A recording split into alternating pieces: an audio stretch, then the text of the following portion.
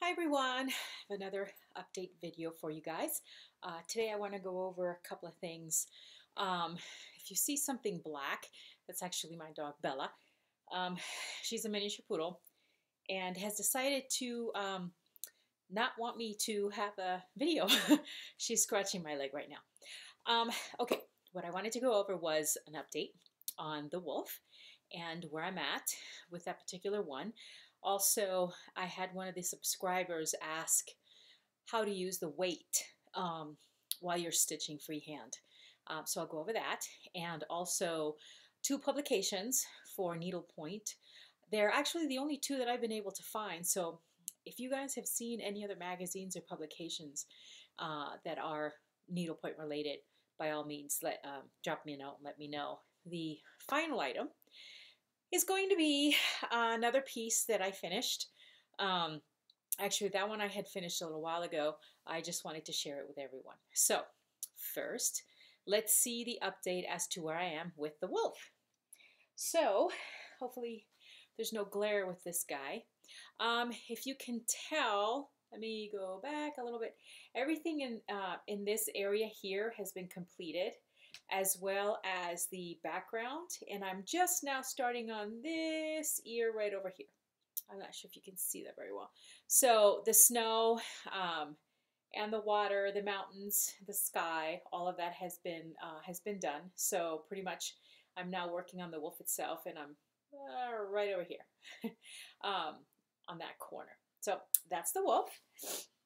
And I said I was going to talk about some publications. Give me a second. I have, there are two publications that I am aware of. One is called Needlepoint Now. This is an older copy. Let's see if you can see that. It's called Needlepoint Now. And this one has a lot of great techniques. It also has a lot of different stitch samples. It has quite a few articles on different artists, and it does provide you with also, let me see if I can find it, free designs. So these designs actually you can do on your own. It's almost like counted cross stitch. The little owl right there is the guy that I'm looking at. All of the stitches for that particular pattern are in the magazine. The other one is called Needle Pointers, and this is a more recent copy of Needle Pointers. And again, this one is a little bit more in regards to clubs and again other stitching techniques, but this one has a lot more detail. So if you can take a look there, so you can see a lot of the stitch patterns. Here you can see how the roses come out and how they are used. Again, this particular magazine also provides you with free samples as far as a pattern. So here's this one. You can see it gives you all kinds of tips and techniques. It also has articles on artists and upcoming events and things like that. So those are the only two magazines that I have found. They are, one is every other month, the other one is every month. I believe Needle Pointers is every other month, and Needlepoint Now is every month. I just renew online, but they're really, really, really good sources of information, and also potential stitches that you can use in a current project that you're working on. Now, I would like to share with you a product that I finished, and actually this is my first needlepoint canvas. Well, no, actually the second one. Yeah, the second one. And it was framed. I did this big framing because I was very proud of myself. So here it goes. It's a Japanese fan. There's a lot of gold work in it. A little bit of glare, I'm sorry about that. But it has a lot of color. It's on a 13 count mesh. And I basically framed it to enhance the peach colors. Let's see if this is a little bit better. These two colors here are actually taking from the design itself. kind of accent it a little bit. And it goes into my needlepoint room. As you can see behind me, I have a lot of Asian artwork. That was a hand-painted fan that I brought back from Singapore on a business trip that I went to many, many, many, many years ago. So there was that. And now, how do you use a weight? So let me pick it up. This is the weight that I have. Basically, it's, you know, it's all about me. So they're full of sand, and they're very versatile. And basically, I don't have a table in front of me, but I'm going to try and show. So what you do is you would lay your, let me see if I can tilt the camera down a little bit. I don't know if you can see. Well, hold on right there. You would lay your frame. The stretcher bars that I use are all wood. I've never done this with a one of those snap-ons, but basically you take the weight and you'll put it on the corner, and it holds it down. It'll hold kind of like this. See if you can see that. Maybe a little bit. You just put it on the corner, and then this lays on the table. So that particular corner will lay on the table, and this will rest on your lap. So basically, once you put that weight down, I have free hands, and I can basically stitch with two hands. You can also move it diagonal or in a corner, stick the corner up, and try to stitch that way.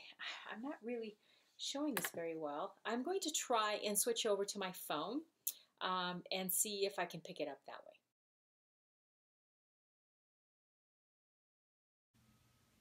So I'm going to try to do this a little bit better.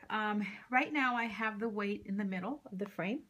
It is leaning against the table, and the bottom is leaning on my lap. So this is one way that you can use the weight and continue stitching with two hands. This desk is it's kind of low, and I actually don't have a proper chair. If you had a dining room table or whatnot, it would actually work better. You can also, if you're working on a corner, you can put this on the top left-hand corner, and then you have everything else in this area available for you to stitch. Again, one part is going to be leaning on your lap, but for the most part, it will hold the frame in place while you're stitching. For traveling, it's really, really great because especially if I have a frame this big, I don't really need to take a stand with me. This weight will basically do the job. So I hope that answered any questions. If not, please let me know, and I'll try to show it to you again, or maybe do a little bit better in my demonstration. Thanks. Okay, so I put the demonstration previously, so I hope that clarifies how you use the weights. It's fairly simple. Like I said, if you have a stretcher bar, you go ahead and just put the weight on a particular corner on the top, wherever you need it to kind of hold it in place so that you can use both hands to go ahead and do this stitching. Also an update, I'm going to stop the rotation because I'm really having a good time stitching that wolf. So I'm pretty much going to stitch that one all the way through. And I'll give you guys some periodic updates as to where I am with that particular canvas. I have two other items that are on their way. I hope to get those and show them as part of my stash, and also tell you guys about a couple of books. If you're interested in learning a lot of basic techniques and, you know, how do I do this and how do I do that and how do I pick a canvas, that sort of thing, these books are amazing. I mean, they're great resources. I use mine all the time, and actually I'm going to go get one right now, so hold on just a second.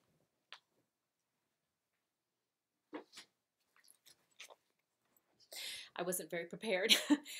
So it's the needlepoint book. This is the first edition, I believe. Joe's the one that writes it, and the second edition just came out today. I can't wait to get my copy. But as you can tell, I have all these little tabs everywhere, and this is a great resource. I mean, it shows you again, how to stitch these particular styles of stitching, you know, what direction you should go, where you should start, where you should end, a picture of what the stitch looks like once it's done.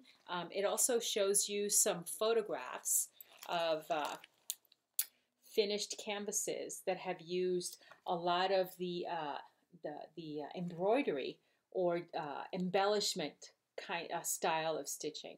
I mean, they're beautiful. And like here, this is, I think it's like a spider, what they call it. And in the inside, you can see it has like those two little eggs. I mean, they're really, really cool. Got little berries. The berries are made with beads. It also talks about beading. What are good threads for beading, needles, things like that. It also tells you if you have a particular stitch count, like for example, a 13 or 14. Basically what that means is how many holes per inch the canvas has. And it will tell you what good threads go with that particular canvas. Should you use a silk? Should you use a wool? Um, you know, silk versus wool, the color, the durability, how much beading it can take, that sort of thing. A lot of good information, especially with the stitching. I mean, it's amazing what you can what you can design. And she also shows you, or at least it gives you information on like ribbon. So here's a, let me show you a shot. Here's a ribbon stitch. It's called twisted ribbon. And this particular one, see, she goes through all the steps here in the photos. You can also get this as a digital, I believe an ebook, which actually is pretty cool because you can put it on your iPad and you can enlarge that particular stitch so you can get a much closer look as to exactly what it is that she's doing. But these kinds of ribbon twists are really good if you have a floral design that you're stitching. If you want to give it that three-dimension feel or effect to your particular canvas, they're awesome. But they're simple enough that if you follow her directions, you can figure it out actually.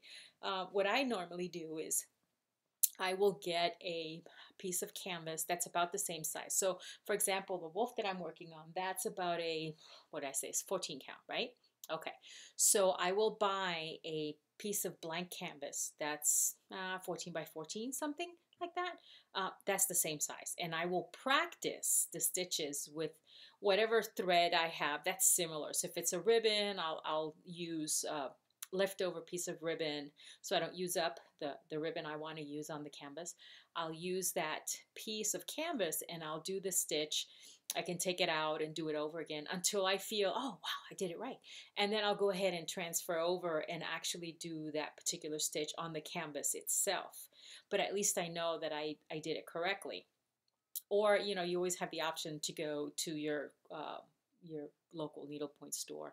There are a lot of videos on YouTube and on the internet for particular stitches that you can actually watch. There are also Back to Basics. It's a video from Tony Manieri. He teaches a lot of basic knowledge for needle pointing, and great videos to have. I mean, I would definitely purchase those as a starting point if you're interested in learning how to needlepoint. So I also want to say thank you for the new subscribers. Thank you. I really do appreciate it. And hey, you know, just shoot over those questions and comments and anything that you may want to know about needlepoint. I'll be more than happy to answer them. I am going to periodically, more like maybe once or twice a month, be able to update with new videos and show you where I am with the wolf. And then I will be rotating, after the wolf, I will be rotating to the American Eagle. It needs a lot of work.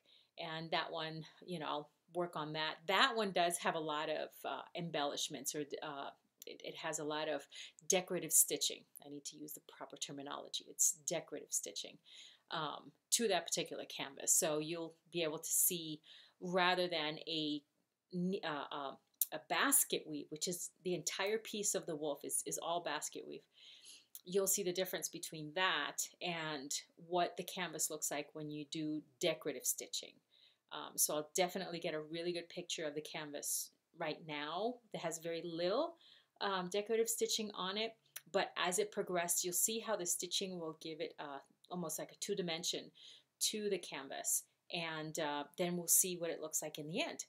That particular one has a little bit of a history, and I'll tell everybody about that once I start working on that piece. Okay, well, hopefully you guys are having an excellent week and had an excellent weekend.